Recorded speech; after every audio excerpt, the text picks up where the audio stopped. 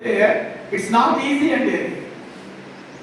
ఎందుకంటే డెలివరీ టైంలో చాలా మంది బిడ్డని కనే విషయంలో చచ్చిపోయినటువంటి తల్లులు కూడా ఉన్నారు. కానీ మనకి జన్మనిచ్చింది అంటే తన ప్రాణాన్ని కూడా పక్కన పెట్టేసి లైఫ్ ఇచ్చింది అంటే నిజంగా తల్లికి ఎంత మనం థ్యాంక్స్ చెప్పాలి. పాలిచ్చిన నాటి నుంచి ఎన్నో పర్యాయములు తల్లిదండ్రుల మాట విని స్థితిలో మేము ఉన్నప్పటికీ తల్లి ప్రేమ వేరుగా ఉండేది. నాకు ఇప్పటికీ గుర్తు, బాగా గుర్తు.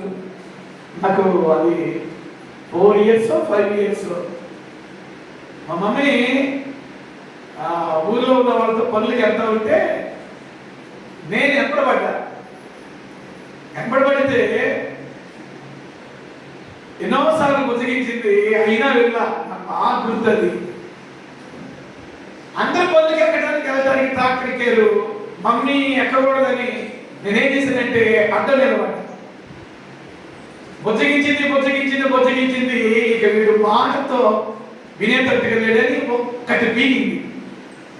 ఆ కొట్టినప్పుడు మీకు నమ్ముతారు లేదో గాజు తనకు వేసుకున్నటువంటి గాజు ఇప్పటికీ ఈ షర్ట్ మీద పైకి లేపితే ఒక సారలాగా పడిందండి.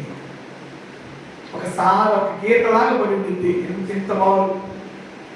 లెఫ్ట్ హ్యాండ్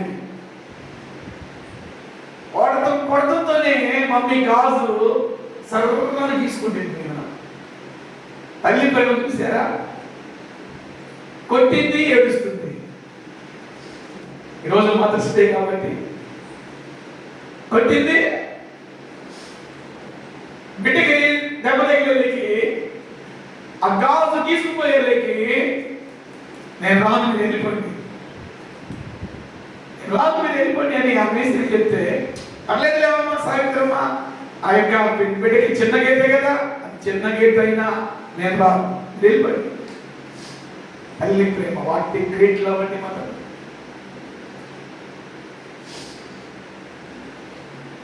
ఆ రోజు తన కూలి మానుకుని ఆ రోజు అంతే ఏడ్చిందండి. నన్ను పక్కలో పెట్టుకుని. అంటే ఒక తల్లికి బిడ్డ మీద ఎంత ప్రేమ. కనేటప్పుడు తన ప్రాణాన్ని పక్కన పెట్టేసి నా బిడ్డకి నేను జన్మనివ్వాలి. అదొక విషయం అయితే బిడ్డకి ఏ బాధ వచ్చినా తట్టుకోలేదు. తండ్రి అయితే ఎమోషనల్ని దాచుకుంటాడేమో కానీ ఆ భావోద్రేకాలని కంట్రోల్ చేసుకుంటాడు. తల్లి బరస్ట్ అంటే ఏంటి? భావోద్రేకాలని దాచుకోలేదు. ఎంత దాచుకోవాలనుకున్నా మరి ముఖ్యంగా బిడ్డల విషయంలో తన కన్న కుమారుడి విషయంలో కానీ తన కన్న కుమార్తెల విషయంలో కానీ ఏ చిన్న బాధ కలిగినా, ఏ చిన్న ఇబ్బంది వచ్చినా, ఏ చిన్న నొప్పి తగిలినా తల్లి తట్టుకోలేదండి. తల్లికి బిడ్డకి మధ్య సెంటిమెంట్ దేవుడు ఎంత అద్భుతంగా పెట్టాడండి. చాలా మంది పిల్లలు తల్లిదండ్రులని పట్టించుకోరు. తల్లికి ఎక్కడేకుండా మాట్లాడతారు, తల్లిని హీనంగా మాట్లాడతారు, తల్లిని నీచిగా మాట్లాడతారు, తల్లికి విలువనివ్వరు, రెస్పెక్ట్ ఇవ్వరు. అలాంటి బిడ్డలు ఎవరైనా మన మందిరంలో ఉంటే తల్లికి రెస్పెక్ట్ ఇవ్వకుండా, తల్లిని ప్రేమించకుండా, తల్లిని ఘనపరచకుండా, తల్లి లేకపోతే నువ్వు అసలు పుడతావా? తల్లి లేకపోతే నిజంగా ఆ తల్లి సాక్రిఫైస్, ఆ త్యాగం. తల్లి దేవుని తర్వాత త్యాగమూర్తి అనే పేరు ఊరికి పెట్టాలి తెలుసా? తల్లికే పెట్టాలి. నేను కన్న నాటి మొదలుకొని మళ్ళా నువ్వు పెళ్ళయి నీకు పిల్లలు వచ్చిన కాదు కూడా మొదటగా నీకు ఏమేమి పనులు చేసిందో నీకు పుట్టిన పిల్లలకు కూడా ఏ పనులు చేసింది తల్లి. తండ్రి చేయలేడు. నీకు చిన్నప్పుడు స్నానం చేయించింది, అదే స్నానం వల్ల నీకు పిల్లలు పుట్టినా కూడా నీ తల్లి చేయించాలి. అంటే తల్లి పాత్ర నీతోనే అంతం కాదు, నీ పిల్లలతో కూడా, నీ పిల్లలు కూడా. అలాంటి తల్లి దేవుడు నీకు ఇచ్చాడు. మనకిచ్చాడు. తల్లుల దినోత్సవాన్ని బట్టి ఆత్మీయ తండ్రిగా I really appreciate you all who is mothers in our Rapha blessing church. మన రాఫా బ్లెస్సింగ్ చర్చిలో తల్లిగా, ఒక బాధ్యత కలిగిన తల్లిగా, ఒక ప్రేమ కలిగిన తల్లిగా, ఒక జ్ఞానం కలిగిన తల్లిగా, కుటుంబాన్ని కట్టుకునే తల్లిగా, బిడ్డల క్షేమం కొరకు ప్రార్థించే తల్లిగా ఏ తల్లి అయితే ఉందో ఆ తల్లికి రాఫా బ్లెస్సింగ్ చర్చిలో ఉన్న తల్లులందరికీ కూడా a wish you happy blessed mother's day. దేవునికి స్తోత్రం చెప్పండి. హల్లెలూయా. రెండు చేతులకు స్తోత్రం చెప్పండి. హల్లెలూయా. తల్లులను ప్రేమించండి, తల్లులను ప్రేమించండి. మాస్టర్ గారు నిజంగా మా తల్లి, కొంతమంది తల్లులు ప్రభు సన్నిధికి చేరిన వాళ్ళు కూడా ఉన్నారు. అయినా భయపడమాకండి. వాళ్ళు ఒకసారి జ్ఞాపకం చేసుకోండి. వాళ్ళు చనిపోయినా వాళ్ళ ప్రేమని జ్ఞాపకం చేసుకోండి. వాళ్ళ ప్రేమ జ్ఞాపకం, ఎంత ప్రేమ, ఎంత ప్రేమ, ఎంత ప్రేమ. అసలు ఇంట్లో స్త్రీ లేకపోతే ఇల్లు కలవడం, ఆ ఇల్లు కలవదండి. మగవాడు ఎంతమంది ఉన్నా, మా మగ బ్యాచి ఎంతమంది ఉన్నా, ఇంట్లో ఆడవాళ్ళు లేకపోతే, ఇంట్లో ఒక స్త్రీ లేకపోతే ఆ ఇల్లు దయ్యాల గొప్పలా ఉంటుంది. నిజంగా మీకు ఏమిచ్చి కూడా పిల్లగా మీ రుణాన్ని తీర్చుకోలేరు. ఎందుకంటే మీ బాధ్యత అలాంటిది. అలాంటి రెస్పాన్సిబిలిటీస్ దేవుడు మీకు ఇచ్చాడు. కుటుంబంలో ఒక భర్తకు భార్యగా, ఒక బిడ్డలకు మంచి తల్లిగా, సమాజంలో ఒక మంచి సాక్ష్యం కలిగిన స్త్రీగా, సంఘములో ఒక బాధ్యత కలిగిన స్త్రీగా. యేసు ప్రభు పరిచర్యలో కూడా ఎంతో మంది స్త్రీలు యేసు ప్రభు పరిచర్యలో వాడబడ్డారు. సంఘంలో చూడండి, పురుషుల సంఖ్య తక్కువగా ఉండింది, స్త్రీల సంఖ్య ఎక్కువగా ఉండింది.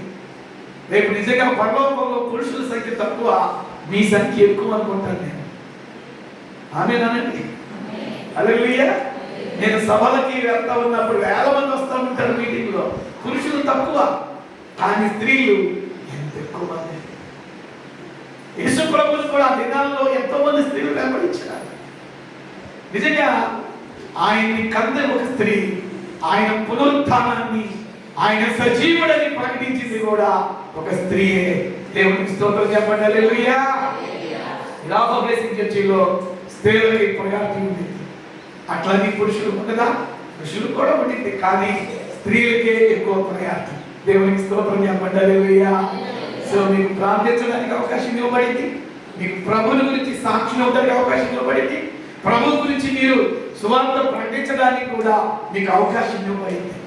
కనుక ఈరోజు ప్రపంచవ్యాప్తంగా జరుపుకుంటున్న మదర్స్ డే ఆ యొక్క ఈవెంట్ని బట్టి ఆత్మీయ తండ్రిగా నేను తెలియజేస్తున్న మరి పర్యాయం ఆత్మీయ తల్లి గారికి చేర్చిన తల్లందరికీ కూడా wish you happy mother's day.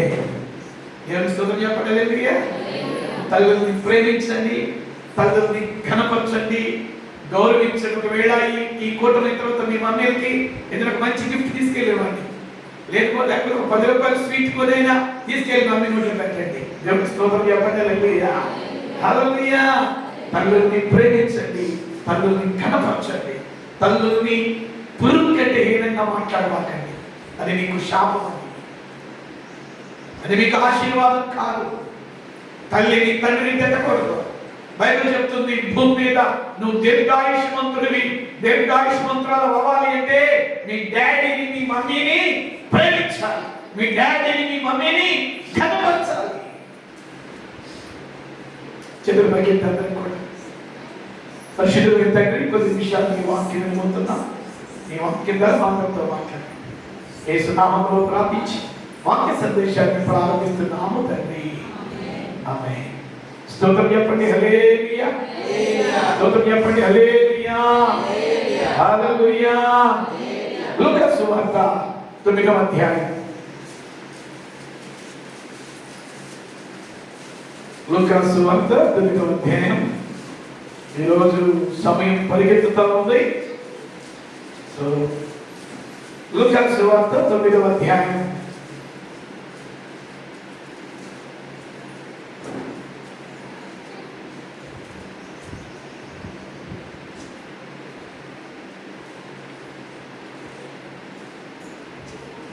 37వ వచనం చదువుతారా?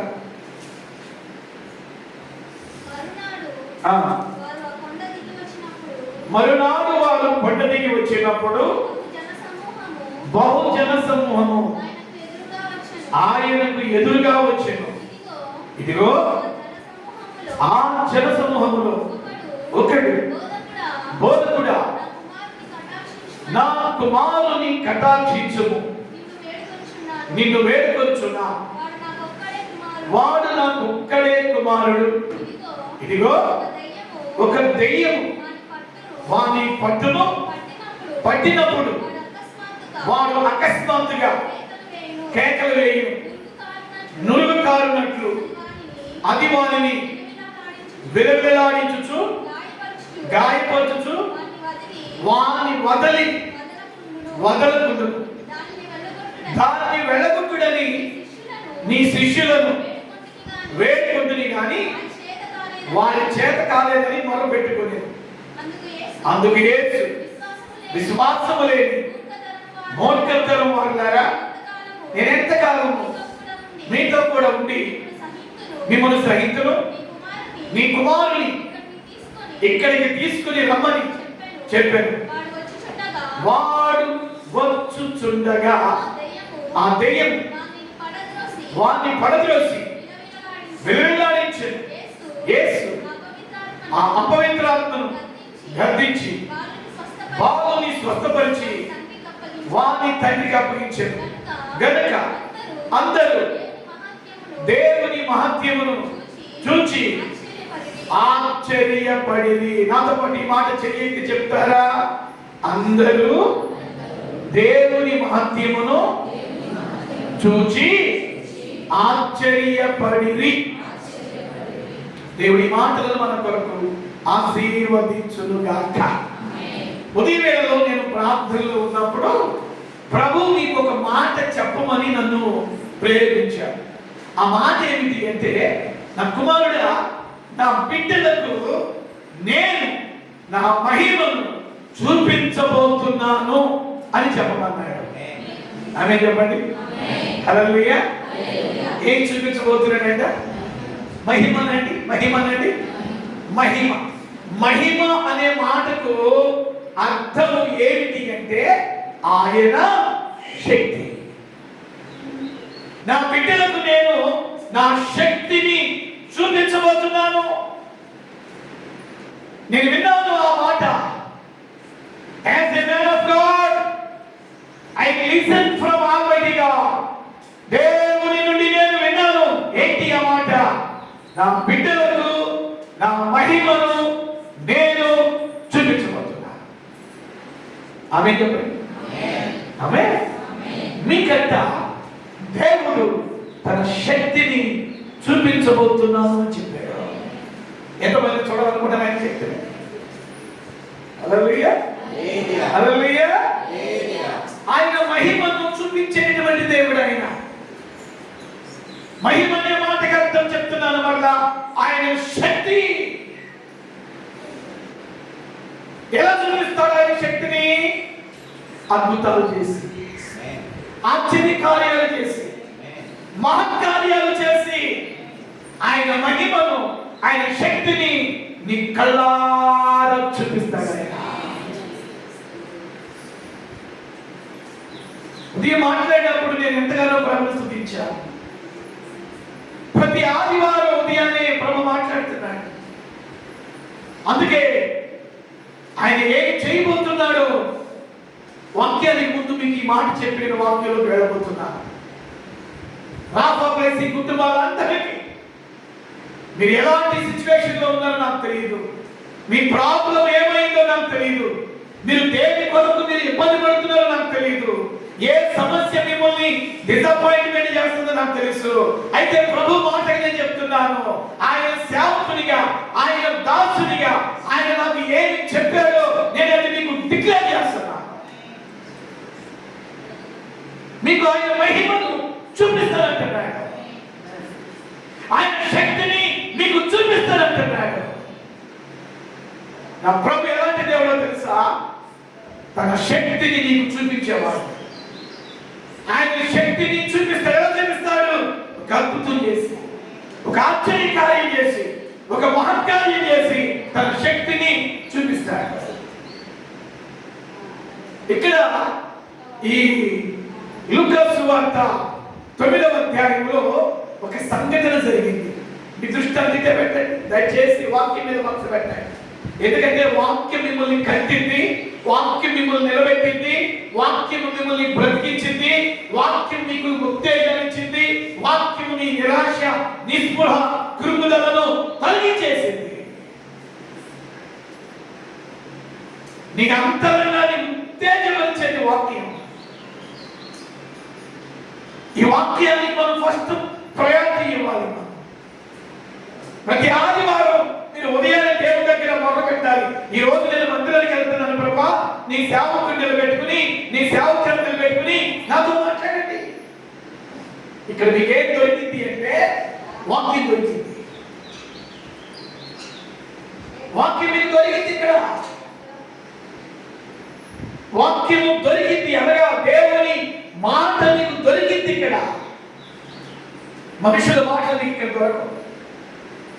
ఇక్కడ కల్పన కథలు, పిట్ట కథలు, ఏలాంటి లోక సంబంధాన్ని మీకు దొరికేది ఏమిటి అంటే స్వచ్ఛమైన ఆరాధన ఉండింది, స్వచ్ఛమైన ప్రార్థన ఉండింది, స్వచ్ఛమైనటువంటి వాక్యం ఉండింది.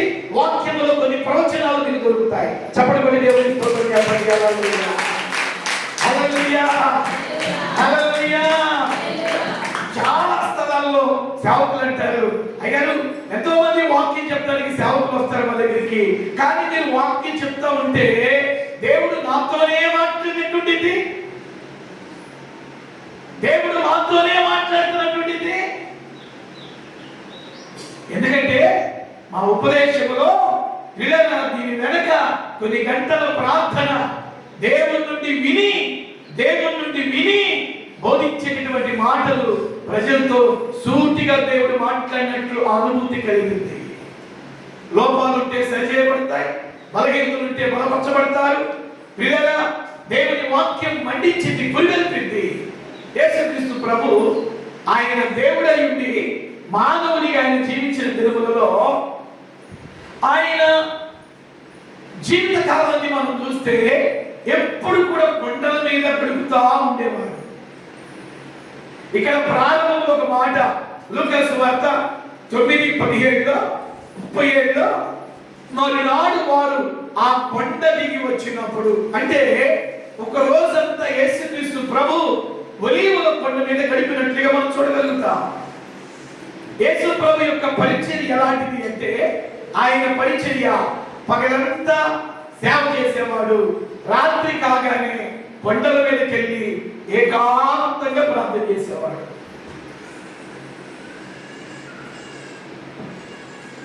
వింటున్నారా? యెరూషలేము చుట్టూ కొండలు ఉంటాయి. రాత్రి పూట ఆయన ఏం చేసేవాడు అంటే తన శిష్యులను తీసుకుని ఏకాంతంగా కొండల మీదకి వెళ్ళి ప్రార్థన చేస్తూ ఉండేవాడు. పగలంతా గ్రామాలు, పట్టణాలు, పల్లెలు తిరుగుతూ పరలోక రాజ్యాన్ని గురించిన విషయాలు బోధిస్తూ రోగులను, వ్యాధిగ్రస్తులను ప్రభు బాగు చేస్తూ తిరిగేవాడు. పగలంతా పరిచర్య, రాత్రి అంతా ప్రార్థన. వింటున్నారా? పగలంతా సేవ, రాత్రి అంతా ప్రార్థన. సమయాన్ని వృధా చేసేవాడు కాదు ప్రభు,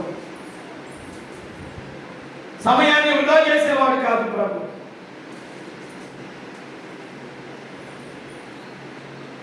కొండ దిగి వస్తున్నాడంట. ఈ సమయంలో ఇక్కడ సందర్భం మనం చూస్తే మరునాడు వారు కొండ దిగి వచ్చుచున్నప్పుడు, వారు అనే మాట కనబడుతుంది ఇక్కడ. అంటే యేసు ప్రభుతో పాటు శిష్యులు కూడా ఉన్నారు. యేసు ప్రభుతో పాటు రాత్రి అంతా వాళ్ళు కొండ మీద ప్రార్థనలో ఉన్నారు. తెల్లవారు ఉదయాన్నే కొండ దిగి వస్తా ఉన్నారు. నా వైపు చూడాలి. కొండ దిగి వస్తా ఉన్నారు. వస్తా ఉంటే యేసు ప్రభుని గొప్ప జనసమూహం వెంబడించింది. మీకు ఒక విషయం చెప్తే ఆశ్చర్యపోతారు. యేసు ప్రభు ఎక్కడుంటే అక్కడ జనసమూహం బలంగా ఉండేది. అంటే ఆయన మీద ఉన్నటువంటి అభిషేకం ప్రజల్ని ఆకర్షించేది. ఎక్కడున్నా తండోపతండాలుగా ప్రజలు ఉండేవారు. ఒంటరి ఉండేవారు కాదు ప్రభు.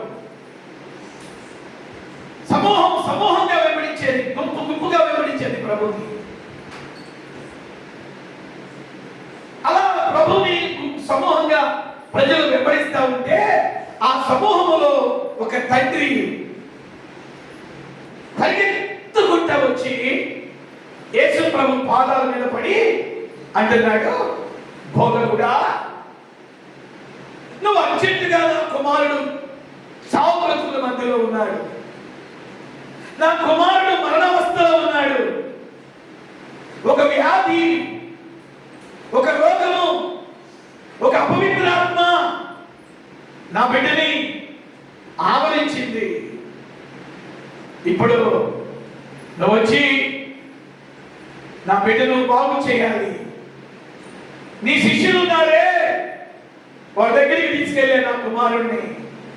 ఏ ఒక్కడు కూడా నా కుమారుడికి వచ్చిన ఆ సమస్యను విడిపించలేకపోయారు. నీ శిష్యుల వల్ల జరగలేదు, నీ వల్ల జరిగిందని నీ మీద విశ్వాసముతో, నీ మీద నమ్మకంతో నేను వచ్చాను అని తన కుమారుడి యొక్క సమస్యను యేసు ప్రభు దగ్గరికి తీసుకువెళ్ళాడు. ఈ మధ్య ఒక మాట మిమ్మల్ని అడగాలని ఆశపడుతున్నా. సమస్య లేని వాడు ఎవరు లేరండి భూమి మీద.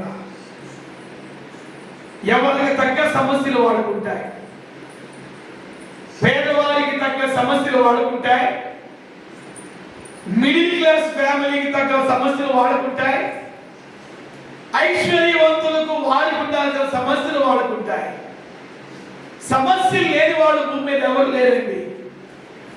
ఈ రోజు కనుక మిమ్మల్ని కనుక నేను సమస్య లేని వాడు ఎవరైనా ఈ మందిరంలో, ఈ ఆరాధనలో ఉన్నారా చెయ్యొద్దండి అంటే ఎవరు ఎత్తలేరు. ఎందుకంటే అందరికీ సమస్యలు, కొంతమందికి చెప్పుకునే సమస్యలు ఉన్నాయి, కొంతమందికి చెప్పుకోలేని సమస్యలు ఉన్నాయి, కొంతమందికి పరిష్కరించుకునే సమస్యలు ఉన్నాయి, కొంతమందికి సమస్యలు ఉన్నా ఆ సమస్యలను పరిష్కారం చేసుకోలేనటువంటి స్థితి. చిన్నపిల్లలకు ఉన్న సమస్యలు వాడుకున్నాయి, భర్తకు ఉండాల్సిన సమస్య భర్తకు ఉంది, భార్యకు ఉండాల్సిన సమస్య భార్యకు ఉంది, పిల్లలకు ఉండాల్సిన సమస్యలు పిల్లలకు ఉన్నాయి. సమస్య లేనివాడు భూమి మీద ఎవరు లేరు. అయితే దేవుని బిడ్డలకు ఉన్నటువంటి గొప్ప నిరీక్షణ ఏమై ఉంది అంటే, మన దేవుడు మనము ఎలాంటి సమస్యలో ఉన్నా ఆ సమస్యను పరిష్కరించగలిగిన దేవుడు. హల్లెలూయా, హల్లెలూయా. నిజమానా? ఏం చేస్తాడు ఆయన?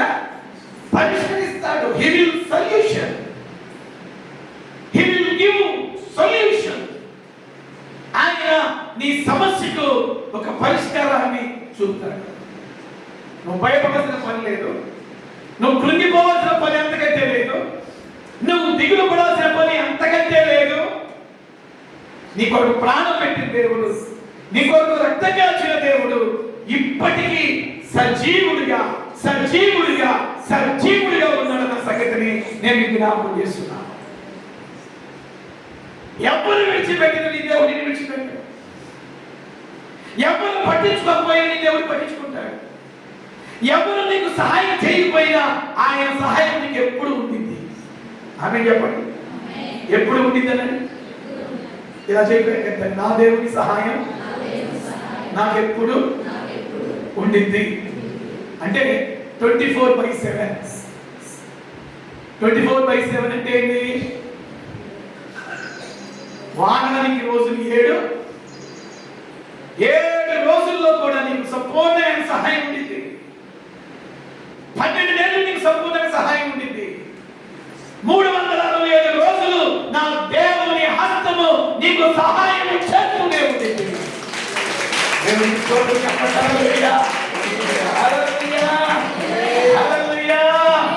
నా ప్రియమైన దేవుని బిడ్డలారా, ఈ తండ్రికి ఒక సమస్య వచ్చింది.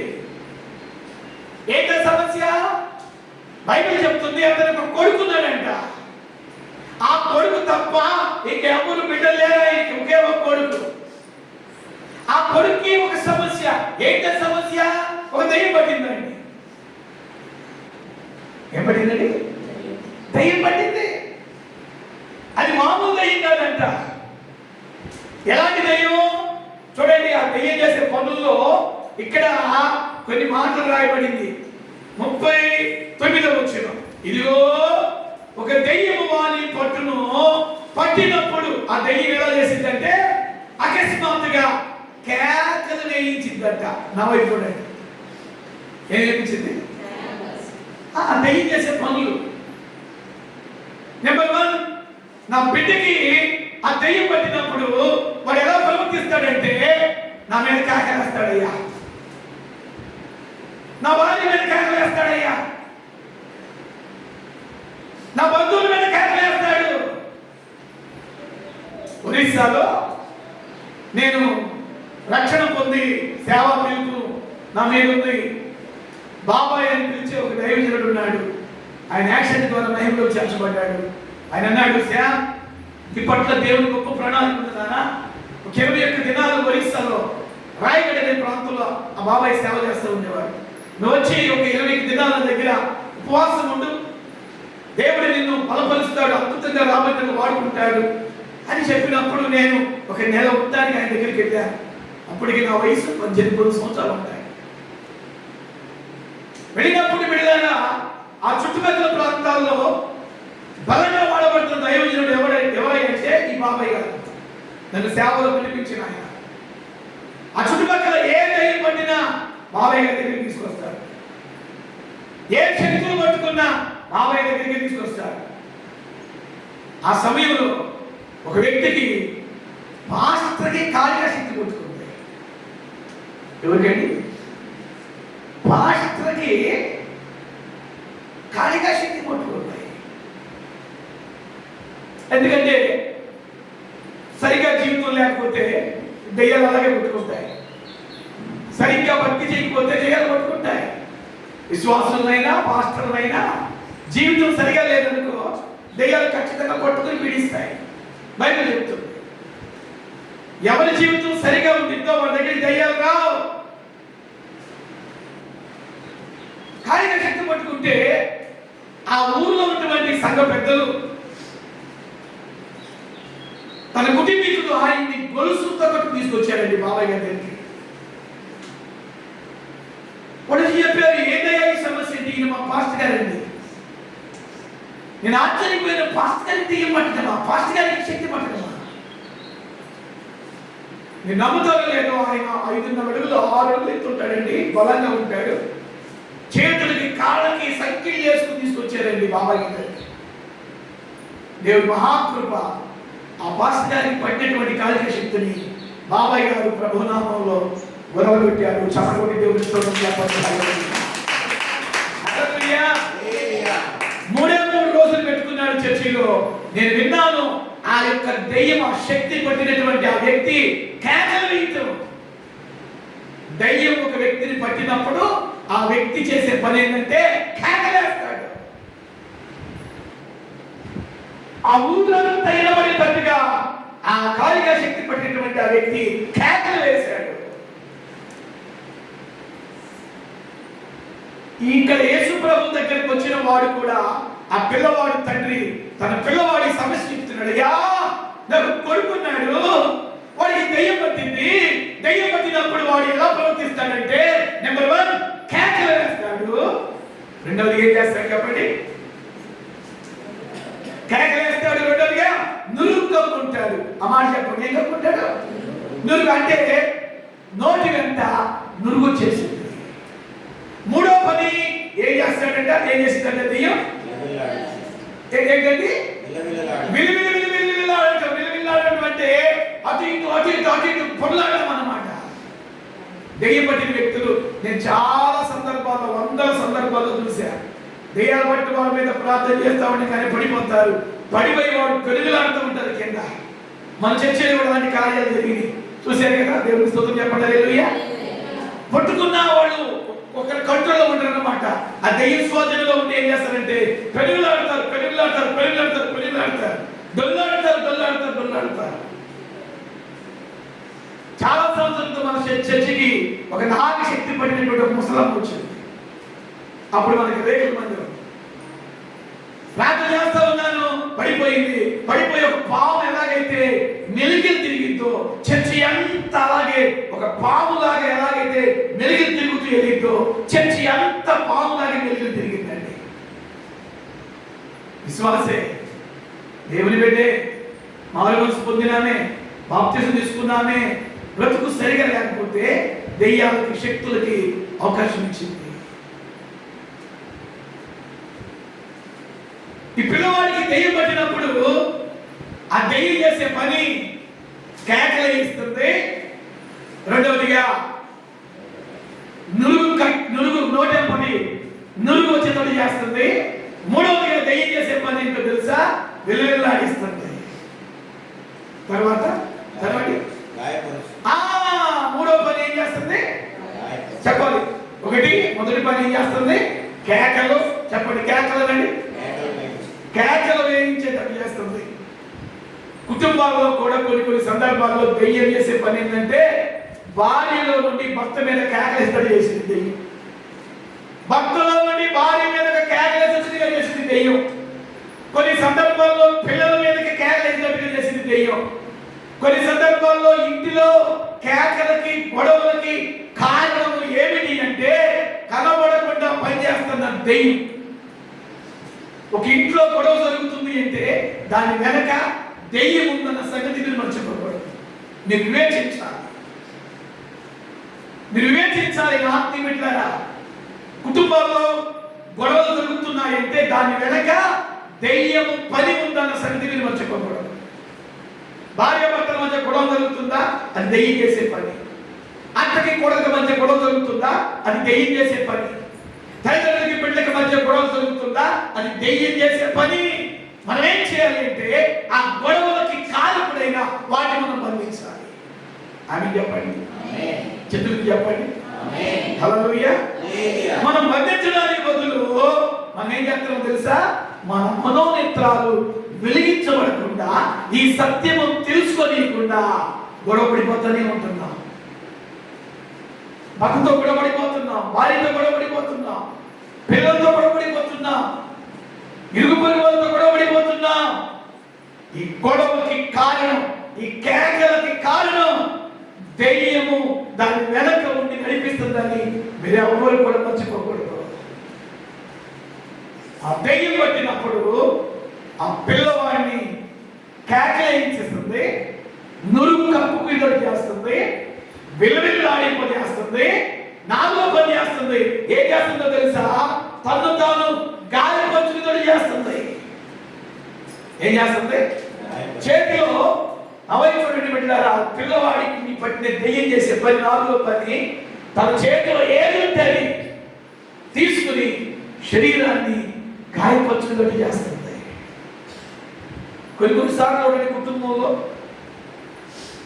విశ్వాసులే, దేవుని బిడ్డలే తప్పుకు తానే తలను వాడేసి కొట్టుకుంటుంటారు. అది దెయ్యం చేసే పని. కొంతమంది తల్లిదండ్రులు పిల్లలు రేపు ఈ పని చేయకూడదు అంటే తల్లిదండ్రులు ఈ మాట అన్నందుకు పిల్లలు వేడితో పోసుకుంటారు. అంటే తమ శరీరాన్ని గాయపరుచుకుంటారు. శరీరాన్ని గాయపరుచుకునే పని కూడా దయ్యము చేసే పని. తల్లికి కోపం వచ్చింది బిడ్డల మీద, కోపం వస్తే రెండు దెబ్బలు కొట్టాలి, భయం పెట్టాలి. అంతేగాని పిల్లోడికి ఇంకా భయం పట్టాలి. అట్లా కాడదీసి స్టవ్ మీద కాల్చి ఆ పిల్లకి ఈ పిల్లకి వాతలేసింది తల్లి. అంటే పిల్లవాడికి ఆ అట్లకాలతో వాత వేయించేటట్టు చేయించింది ఏంటి? దెయ్యం. కోపం రావచ్చు కానీ పిల్లలని చంపేంత కోపం రాకూడదండి. కోపడొచ్చు బిడ్డల మీద మంచి చెడు విషయంలో, కానీ పిల్లల్ని గాయపరిచేంత కోపం రాకూడదు. కొంతమంది తల్లిదండ్రులు పిల్లలతో కోపడినప్పుడు మృగాల్లాగా ప్రవర్తిస్తారు. They are look like animals. నీకు ఇచ్చిన బిడ్డల్ని చంపుకోవడానికి కాదు, నీకు ఇచ్చిన బిడ్డల్ని వాతలు వేయడానికి కాదు. తల్లిగా ప్రేమను పంచాలి, తండ్రిగా ప్రేమను పంచాలి. అది ఆ తల్లి బిడ్డలకి, ఆ కొడుక్కి పిల్లలు అట్లా కలిసి వాపేసిందండి. తల్లి పిశాచ. అంటే అలా చేయించింది కూడా దైవమే.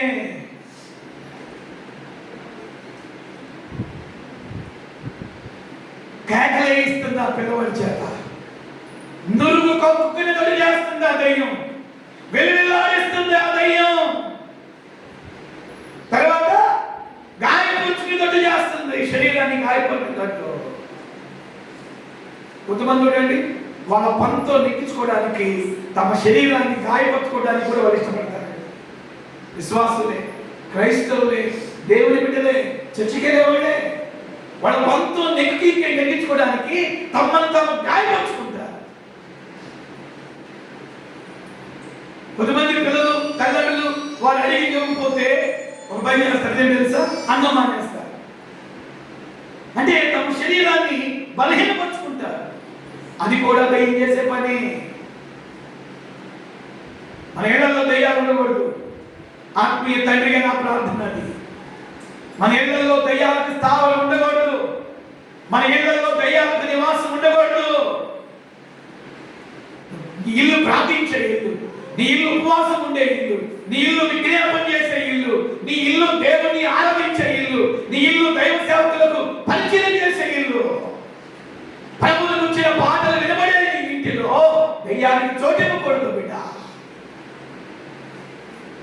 ఈ తండ్రి తన కొడుకు జీవితంలో మరి ఎలా వచ్చిందో తెలియదు, దైవం చేసింది. కేకలేస్తుంది, నురుగు కథలు చేస్తుంది, విలువెల్లాడిస్తుంది, గాయపోతుడి చేస్తుంది.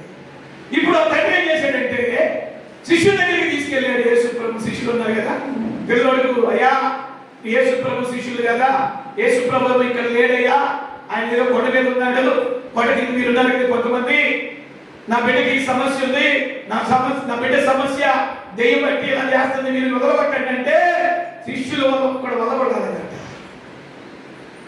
నేను అంటాను ఒక ప్రశ్న, యేసు ప్రభు శిష్యుల వల్ల ఎందుకు అవ్వలేదు ఆ దెయ్యాన్ని నిలబెట్టడం? చెప్పండి. శిష్యుల వల్ల కాకపోతేనే కదా యేసు ప్రభు దగ్గరికి కొడుకు తీసుకెళ్ళి అంటున్నాడు, అయ్యా నీ దగ్గరికి రావడానికి ముందు నీ శిష్యుల దగ్గర తీసుకెళ్ళి నా బిడ్డని. 12 మందిలో ఒక్కడు కూడా ఈ బిడ్డకి విడుదల ఇవ్వలేదయ్యా, వాళ్ళ చాలా దెయ్యాన్ని వదలగొట్టడం. అందుకని దగ్గర తీసుకొచ్చా. అప్పుడు ప్రభు అంటాడు శిష్యుల వైపు చూసి ఏమన్నాడు చూడండి, ఒక మంచి తిట్టు తిట్టాడు. ఏంటి ఆ తిట్టు చూడండి, ప్రభు తిట్లు పవిత్రంగానే ఉంటాయి. చూడండి ఏమంటున్నాడు, చదవండి బ్రదర్. అందుకు యేసు విశ్వాసము లేని, అనండి, విశ్వాసము లేని మూర్ఖ తరం వారులారా, నేను ఎంతకాలం మీతో కూడా ఉండి మిమ్మల్ని సహించను. ఇక్కడ 4 రకాలైన తిట్లు తిట్టాడు. మీరు తిట్టినట్టు బుద్ధులు కదండి, ప్రభు తిట్టే తిట్లో కూడా కొంచెం బుద్ధి వచ్చే తిట్టు తింటాడు. వేసులక్కునే స్తోత్రం చెప్పండి, హల్లెలూయా. మీరు భర్తల్ని పిల్లల్ని ఎక్కడ తిరుగుతారు కదా, భార్యల్ని అలా తిట్లు కాదు. యేసు ప్రభు తిట్టిని తిట్టేటో తెలుసా? విశ్వాసము లేని మూర్ఖ తరం వారులారా. అంటే వీరికి ఏం లేదు. శిష్యులు ఏమంటున్నాడు, ఇంకా అసలు విశ్వాసం మీరు నాతో ఉంటున్నారు కానీ ఏంటి విశ్వాసం అని వాళ్ళని విశ్వాసం లేని మూర్ఖ తరం వారులారని తిడుతూ ఇంకో మాట అన్నాడు, నేను ఎంతకాలము మీతో ఉండును, ఎంతకాలం మిమ్మల్ని సహించేది, అసలు ఎంతకాలం మిమ్మల్ని భరించేది రా బాబు అంటున్నాడు. అంటే మన జీవితంలో ప్రభుకి ఏం కనబడాలంటే విశ్వాసం కనబడాలి. శిష్యుల జీవితాల్లో ఆ విశ్వాసం కనబడలేదు ప్రభుకి, అందుకే ఆ దెయ్యాలు నిలబడలేకపోయారు. ఆయన నోటి మాటల వల్ల దెయ్యం వెళ్ళగొట్టిందే మాట రాయబడింది. ఆయన వేలుతో అధికారంతో వేలు చూపిస్తే దెయ్యాలు వెళ్ళిపోయాయంట. అన్ని చూస్తున్నారు శిష్యులు. ఈ పిల్లోడిని బట్టి దెయ్యం దగ్గరికి వచ్చేది ఫెయిల్ అయిపోయారు. ప్రభు కోపడి అంటున్నాడు, విశ్వాసం లేని మూర్ఖతరం వారులారా, నేను ఎంతకాలం మీతో ఉండేది, అసలు మిమ్మల్ని ఎంతకాలం నేను భరించేది అంటూ ఆ తండ్రి తన్నాడు. ఆ పిల్లవాడిని ఎక్కడ తీసుకురా, ఆ పిల్లవాడిని తండ్రి యేసు దగ్గరకు తీసుకొస్తూ ఉండగా అద్భుతం జరిగింది తెలుసా? ఆ పిల్లవాడిలో నుండి దెయ్యము బయటికి వెళ్ళిపోయింది. చెప్పడం హల్లెలూయా, హల్లెలూయా. వాడు వచ్చుచుండగా ఆ దయ్యము వారిని పడద్రోసి వెలువెల్లాడించెను. యేసు ఆ అపవిత్రాత్మను గద్దించి బాలుని స్వస్థపరిచి వారి తండ్రికి అప్పగించాడు. చెప్పండి పడండి. హల్లెలూయా. పిల్లవాడు ఉన్నటువంటి దయ్యాన్ని ప్రభు గద్దించాడు. ఇప్పుడు ఆ పిల్లవాడిని ఎవరికి అప్పగించారంట? తండ్రికి అప్పగించాడు. 43వ వచనం చూస్తే, కనుక అందరూ దేవుని మహత్యమును చూచి ఆశ్చర్యపడిరి. స్తోత్రం చెప్పండి. హల్లెలూయా, హల్లెలూయా. ఈ రోజు నేను చెప్పాల్సిన ఒక ముఖ్యమైన మాట ఏమిటి అంటే, మనం ఎవరు కూడా సమస్యల్లో, బంధకాల్లో, ఇబ్బందుల్లో, దెయ్యపు బలహీనతల్లో ఉండటానికి వీలు లేదు. ఆమె చెప్పండి. హల్లెలూయా. మన దేవుడు ఎలాంటి దేవుడు అంటే మనకు విడుదల ఇచ్చేటటువంటి దేవుడు ఆయన. Our God is our redemption. మన దేవుడు మనకు విమోచకుడై ఉన్నాడు. హల్లెలూయా, హల్లెలూయా. ఈ పిల్లవాడిని పట్టిన దయ్యమును ప్రభు విడిపించి ఆ పిల్లవాడిని తండ్రికి అప్పగించాడు. మన దేవుడు ఈ రోజు మనల్ని విమోచిస్తానంటున్నాడు. ఈ రోజు నువ్వు ఏ బద్ధకాల్లో ఉన్నావో నాకు తెలియదు, ఏ కట్టలో ఉన్నావో నాకు తెలియదు. అది కుటుంబపరమైన బలహీనత, పిల్లలపరమైన బలహీనత. సాతాను రకరకాల కట్టలు కడుతున్నాడు మన కుటుంబాల్లో. భర్తకి కట్టు కడుతున్నాడు, భార్య కట్టు కడుతున్నాడు, పిల్లలు కట్టు కడుతున్నాడు. అంటే కొన్ని బద్ధకాలు, కొన్ని సంఖ్యలు. ఆ సంఖ్యలను ప్రభు అంటున్నాడు, నేను విడిపిస్తాను అంటున్నాడు.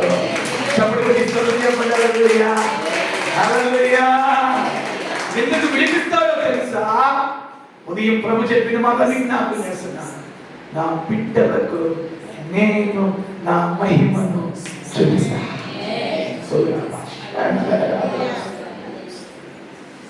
I want to show my glory and power. నా బిడ్డలకు నా శక్తిని, నా మహిమను నేను చూపిస్తా. నేను చూపిస్తానంటున్నాడు ఆయన. ఆయన మాట చెప్పేవాడు కాదు, ఆయన మాట మార్చుకునేవాడు కాదు. ఈ లోక సువార్త 9వ అధ్యాయంలో ఒక పిల్లవాడికి సాతానుడు కట్టిన కట్లను నా ప్రభు విడిపించాడు. ఈ మధ్యాహ్నం ఈ లైవ్ లో ఈ రోజు ఎంతమంది దేవుడు వాక్యం వింటున్నారో ప్రభు మీతో మాట్లాడుతున్నాడు. బిడ్డ, ఆ పిల్లవాడిని విడిపించినట్టుగా నేను నిన్ను విడిపిస్తా. ఆ పిల్లవాడికి విడుదల ఇచ్చినట్టుగా నేను నీకు విడుదల ఇస్తా. ఆ పిల్లవాడిని బాగు చేసినట్టుగా నేను నిన్ను బాగు చేస్తా. ఆ పిల్లవాడిని విడిపించి వాని తండ్రికి అప్పగించాను. దేవుని స్తోత్రం. హల్లెలూయా. ఇక్కడ ఒక మాట చెప్పి నేను ముగిస్తా. ఆ దెయ్యమును ఆ పిల్లవాడిలో నుండి గద్దించి యేసు ప్రభు చేసిన పని ఏంటో తెలుసా? ఆ పిల్లవాడిని పట్టుకుని తన తండ్రి చేతికి అప్పగించాడు. This is key point. This is key point. ఇది ఈ వచనములో ఉన్న ముఖ్యమైన మాట. ఆ పిల్లవాడిని బాగు చేసి ఆ పిల్లవాడి తండ్రికి వాడిని అప్పగించాడు. దీనిలో ఏముందో తెలుసా? ప్రభు యొక్క ప్రేమ. దేవుని స్తోత్రం. హల్లెలూయా. ప్రభుకి ఎంత ప్రేమ అంటే మనం ఎవరము బంధకాల్లో ఉండకూడదు, మనం ఎవరము కట్లలో ఉండకూడదు, మనం ఎవరము సంఖ్యలలో ఉండకూడదు. మన పిల్లలు కూడా, ఇంక్లూడింగ్ నీ కుమార్తెలైనా నీ కుమారులైనా సాతాను చేతుల్లోకి వెళ్ళకూడదు. అదే దేవుని చిత్తం. నువ్వు దేవుని చేతిలో ఉన్నట్టుగా, నీ భార్య దేవుని చేతిలో ఉన్నట్టుగా నీ పిల్లలు కూడా దేవుని చేతిలో ఉండాలి. సాతాను చేతులు కలగకూడదు. ఆ పిల్లవాని తండ్రి ఎంత విలువిల్లాడంటే, అయ్యో నా బిడ్డ సాతాను చేతిలో ఉన్నాడు, దెయ్యము చేతిలో ఉన్నాడు. దెయ్యము చేతిలో ఉంటే దెయ్యం చేసిన పని కేకయించింది, నువ్వు కప్పుతో చేసింది, విలువిల్లాడించింది, గాయపడుతో చేసింది. ఇప్పుడు శిష్యుల దగ్గర తీసుకెళ్తే శిష్యులు చేతులు ఎత్తేసారు, మా వల్ల కాదని. ప్రభు దగ్గరికి తీసుకొచ్చాడు ఆ తండ్రి. పిల్లరా, ప్రభు ఆ బిడ్డ మీద కనికరపడి